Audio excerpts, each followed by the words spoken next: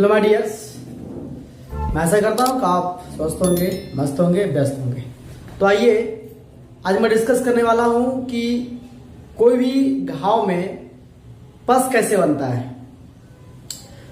एक क्वेश्चन आया है कि एक घाव है, उस घाव में ड्रेसिंग करने के बाद पस बन चुका है। पस बनना ये इन्फेक्शन का मेन रीजन है। जब आप प्रॉपर तरीके से ड्रेसिंग नहीं करते हैं या इंस्ट्रूमेंट अनस्टेलाइज रहता है, उस कंडीशन में आपका इन्फेक्शन स्प्रेड करता है और बैक्टीरिया आसपास के ऑर्गन को डैमेज करती है। और भी रीजन है हाइजीन मेंटेन नहीं करना। ड्रेसिंग के पहले आपको ग्लव्स पहनना बहुत जरूरी है, फेस मास्क लगाना, केप लगाना, और हो तो मैकिंटोश गाउन जरूर पहनना चाहिए। इससे इन्फेक्शन आपका स्प्रेड नहीं करेगा। और भी रीजन है पस बनने का, जैसे अगर आपका बॉडी में ग्लूकोज का लेवल ज्यादा हो या डायबिटिक पेशेंट है तो उस कंडीशन में आपका बॉडी में पस जरूर बनेगा, घाव होगा तब। तो हम ड्रेसिंग कैसे करें जिससे कारण पस नहीं बनेगा? तो पहला नंबर ध्यान रखें, इंस्ट्रूमेंट आपका स्टेलाइज होना चाहिए। दूसरा नंबर में हाइजीन मेंटेन करना चाहिए। हाइजीन मेंटेन में आपका आता है ग्लव्स पहनना स्टेलाइज तरीके से, उसके पहले हैंड वॉशिंग करना, गाउन पहनना, कैप मास्क पहनना और पेशेंट को साफ सुथरे तरीके से ड्रेसिंग करना। जैसे आप ड्रेसिंग करते हैं तो ड्रेसिंग ये स्वाब है, कॉटन स्वाब। मान लिया कि हमें यहां ड्रेसिंग करना है इस पार्ट में, तो लोग क्या करता है जहां तहां इसको बीटाडीन लगा करके और स्पंज से पकड़ के और जहां तहां इसको स्टेलाइज करता है जैसे तैसे। तो वैसे नहीं करना चाहिए, इसको सेंट्रल टू पेरिफेरल पार्ट की ओर लेके जाना चाहिए। मतलब कि बीच से उसको स्टेलाइज स्टार्ट करें और उसको घुमा घुमा करके लास्ट तक लेके आए और उसको फेंक दें। कहने का मतलब ये घाव यहां पर बना हुआ है, तो अगर इसको स्टेलाइज अगर करना हो बीटाडीन और स्वाब से, स्वाब ये है, तो पहले नंबर बीच वाला पार्ट को 4-5 बार यहां पर साफ करें इसको।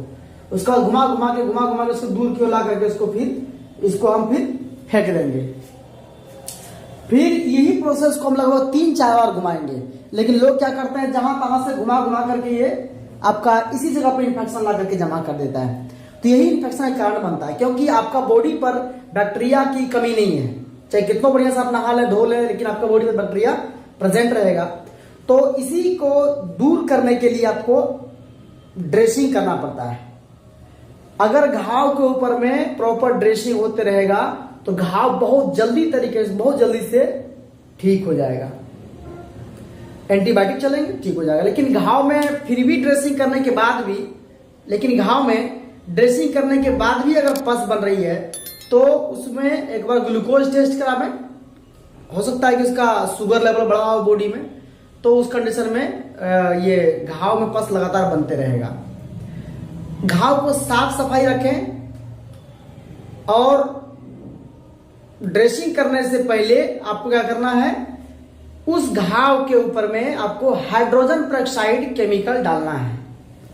ये हमारे पास हाइड्रोजन पेरोक्साइड है, हाइड्रोजन पेरोक्साइड H2O2 इसका होता है।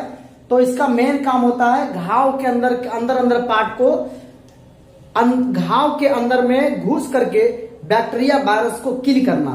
और जैसे डालेंगे उस घाव में वैसे क्या होगा, झाग बनने लगेगा, फैन बनने लगेगा और इस कारण से बैक्टीरिया क्या होगा, आपका पूरा अंदर का डेथ हो जाएगा। ये प्रक्रिया लगभग 4-5 बार करने के बाद आपकी जो घाव में पस बन रही है, जो घाव में खोल बन गया, गड्ढा बन गया घाव में, वो भी धीरे धीरे भरने लगेगा। घाव में कभी कभी गॉज पैकिंग भी करना पड़ता है। गॉज पैकिंग मतलब घाव में बत्ती डालना पड़ता है। तो उसमें आपका ये इसोल है, इसको एसी लोशन भी कहते हैं। इस इसोल को डाल करके घाव को अंदर में बत्ती डाल दें, फिर उसको 2 दिन में चेंज कर दें। तो इतना प्रोसेस करने के बाद क्या होगा, आपका घाव प्रॉपर तरीके से ठीक होने लगेगा। उसमें आपको एंटीबायोटिक चाहिए और प्रॉपर डाइट मेंटेनेंस चाहिए। मीठे भोजन का प्रयोग कम करें, क्योंकि जो बैक्टीरिया का मेन भोजन होता है वो ग्लूकोज होता है। ग्लूकोज खाएगा तो अपना वेस्ट मटेरियल को भी आपका बॉडी में रिलीज करेगा और वही पस का फॉर्मेशन करेगा, वही आसपास के सेल को डैमेज करेगा, सड़ा देगा, वही पस बनेगा। तो हम आशा करते हैं कि आपको ये पस की रोकथाम और पस कैसे बनता है इन सब प्रोसेस को समझ में आई होगी। इस तरह से मेरे चैनल पर बने रहिए। आपका दिन शुभ मंगलमय, बहुत बहुत धन्यवाद।